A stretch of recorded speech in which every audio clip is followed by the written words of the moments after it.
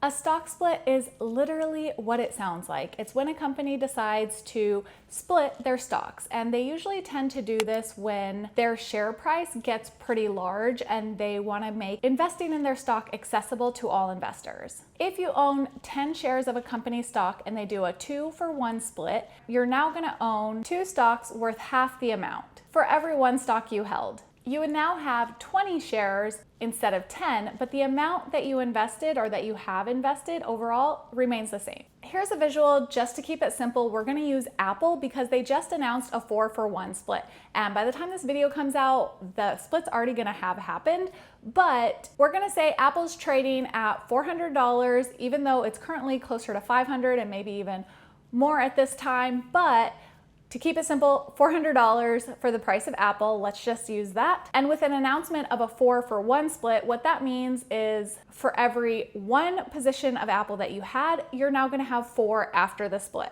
If you owned 1 stock, you'd own $400 worth of the company, and after the split, you're gonna have 4 stocks, still worth $400, but each individual stock will be $100 each, just to use round numbers. But that's how it works. They take the price of the stock and divide it by the split that they're doing, and now you have that number of stocks at a lower price point, but the total amount invested doesn't change, but the number of shares does. Companies decide to split their stocks from time to time to keep investing in their company accessible to everyone, because when you look at a stock that's really high in price, it might be out of your budget, or you might think that that stock is now too expensive. So in order to kind of change that mentality, companies will split their stock, keeping the stock at an affordable price and allowing individual investors the ability to invest without that concern. In reality, now most of the time you can invest with fractional shares,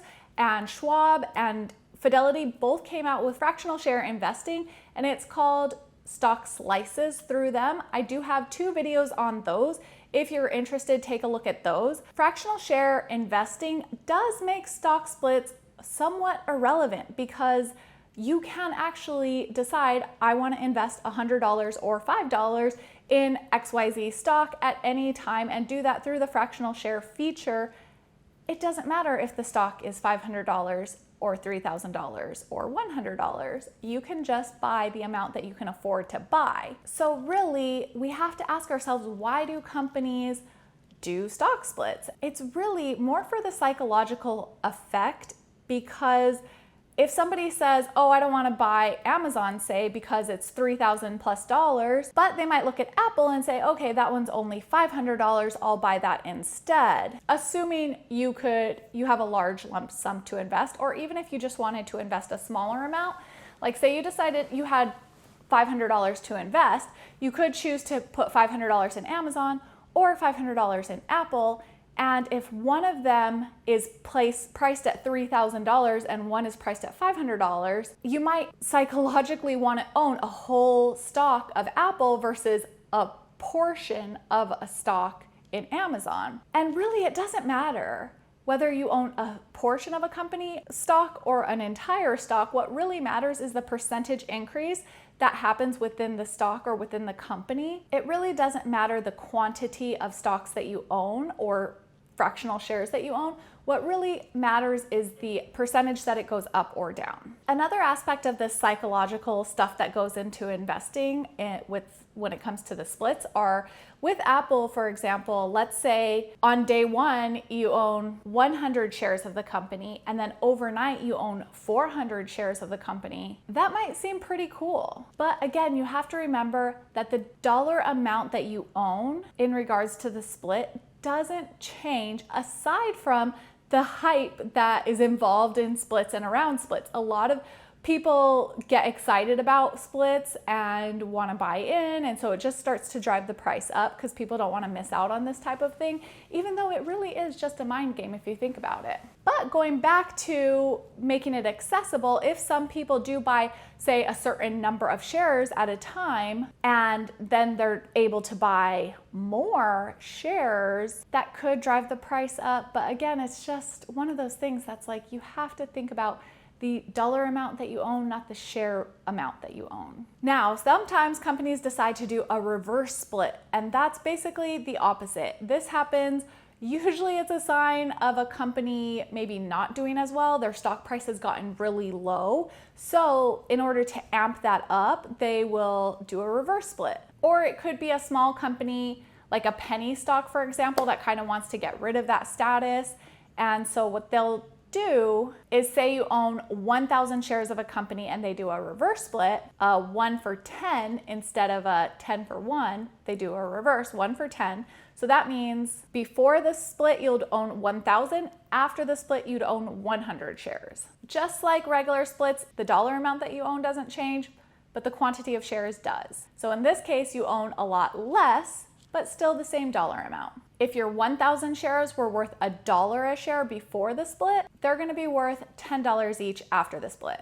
You'd have $1,000 worth of the stock before the split at $1 a share, or $1,000 worth of the stock after the split at $10 per share for 100 shares. With splits and reverse splits, you can be really fooled if you don't know what's going on, because one day you're going to have a certain number of shares and the other day it's going to completely change. The price is going to change, the quantity is going to change, and you could be really confused and caught off guard. Sometimes people will use the wrong stock price, not adjusting for the splits, when they're trying to make a certain point or talk about historical prices of a stock. So make sure when you're reviewing information like this that you are looking at adjusted for stock splits written somewhere in there. For example, in 2014, when Apple did one of their last splits, they did a 7-for-1 split. That meant for every 1 share of Apple that you owned prior to the split, you now would own 7 shares after. And Apple was trading around $700 at that time. This was in 2014. Think about that fact, because Apple is now trading around $500.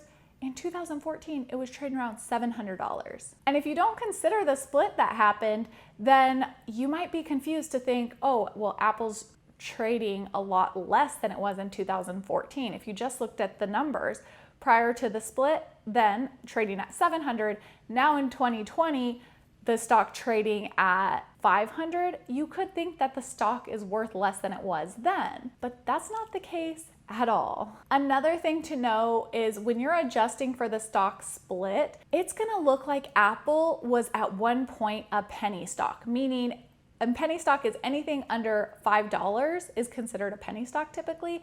But adjusting for the splits, and this is information that I read as of a couple years ago, I'll link the source below, but they said that adjusting for the splits, Apple would have been offered initially at 32 or 33 cents per share. But it actually was offered at $22. And you can see that that's pretty tricky if someone says, oh, this is like buying Apple when it was 32 cents. Well, Apple was never actually offered at 32 cents, and most valuable, reliable, dependable companies that we can count on or at least feel confident in investing into have never been offered as a penny stock. So don't be fooled by that thinking, oh, this is the next Apple because it's trading for pennies just like Apple was. But no, Apple was never actually offered for that price, and valuable companies aren't offered for those prices typically.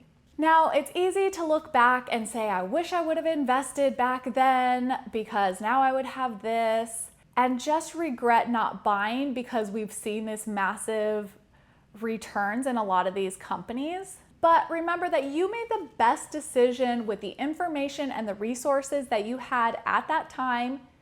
And now you can make different decisions if you're in a place where you have more resources and more information. I encourage you to think ahead versus looking back with regret. So think of 10 years from now, 20 years from now, you want to realize that we're still shopping, we're still buying products, and we're gonna continue to do that over the next 10, 20 years, forever plus, right? So these companies are still gonna grow, they're still gonna add value over time. They may fluctuate a lot between now and then, but that's how it's always been.